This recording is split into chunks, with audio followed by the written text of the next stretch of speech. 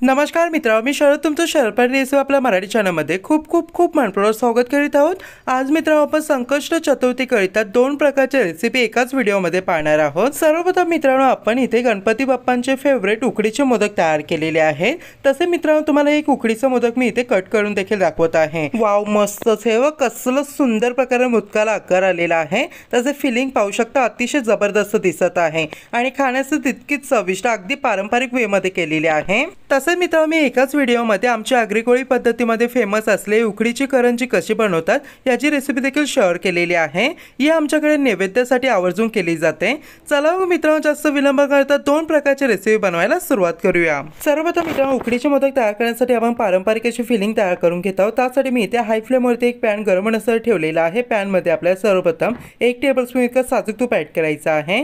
साजूक तूप गरम झालं का तर साजूक तुपामध्ये आपल्याला ड्रायफ्रुट्स ऍड करायचे आहेत। प्रत्येक मी 2-2 टेबलस्पून इतके चॉप केले काजू आणि बदाम ऍड केलेले आहेत। जस्ट आता हे ऍड केलेले ड्रायफ्रुट्स आपल्याला 30 सेकंदाकरिता फक्त इथे हाय फ्लेमवरती साजूक तुपामध्ये परतवायचे आहे, म्हणजे साजूक तुपाचा फ्लेवर ड्रायफ्रुट्स मध्ये उतरला जातो। आता आपल्याला इथे खोईसाठी ऍड करायचा आहे 1 कप इतका ओला नारळ, साधा 200 ग्राम इतका नारळ मी मिक्सर मध्ये एकदम बारीकसं असं चर्न करून घेतलेला आहे।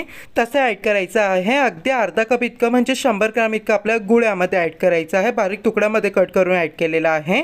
आता गुळ आपल्याला छानपैकी पूर्णपणे मेल्ट होत नाही तोपर्यंत यामध्ये छानपैकी मिक्स आउट करायचा आहे। गॅसची फ्लेम मित्रांनो हाय असल्या कारणाने आपल्याला हे मिश्रण कंटिन्युअसली इथे चालवायचं आहे, अदरवाइज ते पॅनला लागून करपू शकतं।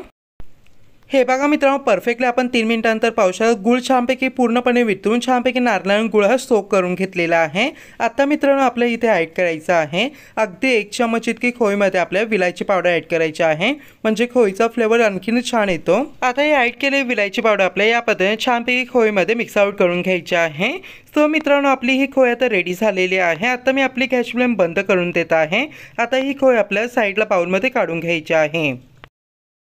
आता मित्रांनो आपण मोदक तयार करण्यासाठी तांदळाची उकड काढत आहोत। त्यासाठी मी इथे हाय फ्लेमवरती एक पॅन गरम होण्यासाठी ठेवलेला आहे।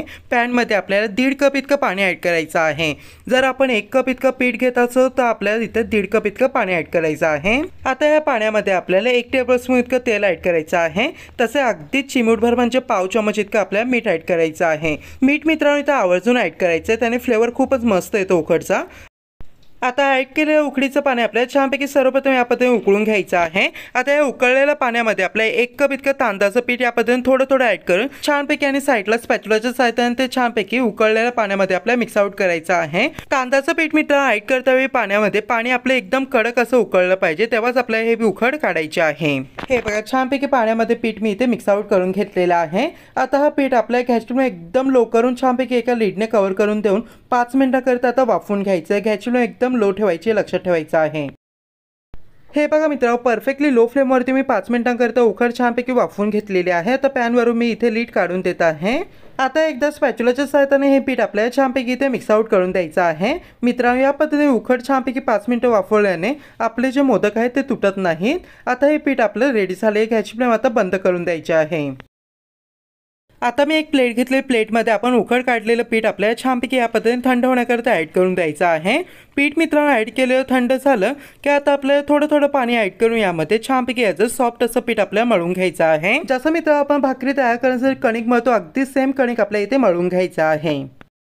हे बघा मित्रांनो परफेक्टली 2 मिनिटांनंतर आपण पाहू शकता मोदक तयार करण्यासाठी या पद्धतीने सॉफ्ट असं कणिक इथे मळून घेतलेलं आहे। सो मित्रांनो उकडीचे मोदक तयार करण्यासाठी आपण इथे सर्वप्रथम पीठ तयार करून घेतले आहे, तसंच सारण जे तयार केले ते एका बाउलमध्ये काढून घेतलेले आहे।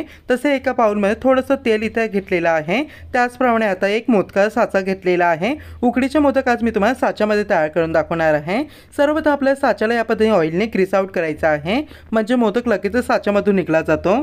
आता मित्रांनो या साच्यामध्ये आपण तयार केलेली उकड आपल्याला छानपैकी या पद्धतीने थोडीशी मळून सॉफ्ट करून छानपैकी यामध्ये फिल करायचे आहे। हे बघा साच्यामध्ये पीठ भरताना आपल्या हातात चिपकत आहे, त्यासाठी मी एका वाटीमध्ये ते पाणी घेतलेलं आहे। पाणी थोडं थोडं या पद्धतीने बोटाला लावून छानपैकी मोदकाच्या साच्यामध्ये आपल्याला पीठ या पद्धतीने प्रेस करायचं आहे।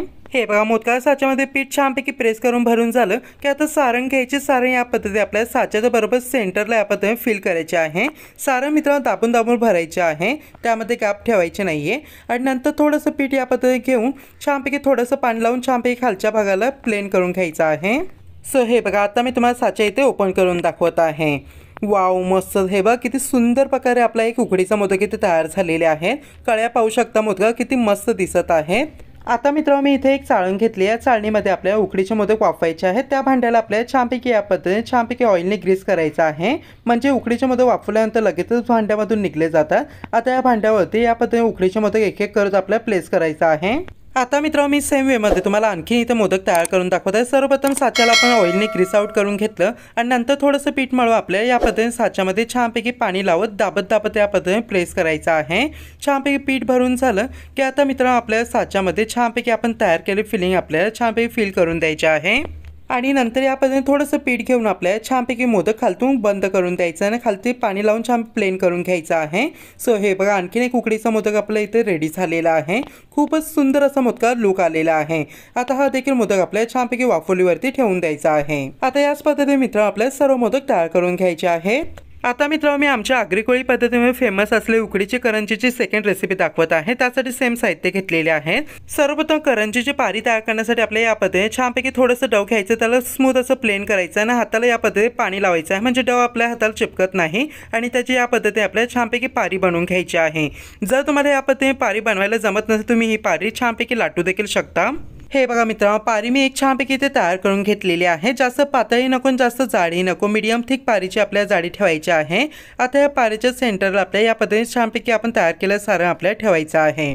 सो हे बघा मित्रांनो छानपैकी सारण फिल करून झालं की आता ह्या दोन्ही पारी आपल्या या पद्धतीने एकाच जॉईंटला या पद्धतीने जॉईन करून द्यायच्या आहे। तसे मित्रांनो जिथे आपण जॉईन केलेला आहे तो भाग आपल्याला छानपैकी प्रेस करत थोडंसं पातळ करायचं आहे, कारण की आपल्याला त्या भागावरती डिझाईन काढायची आहे।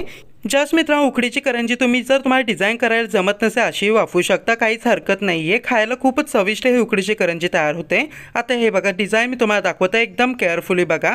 या पद्धतीने थोडासा भाग आपल्याला खेचायचा आहे आणि या पद्धतीने क्लोज करायचा आहे।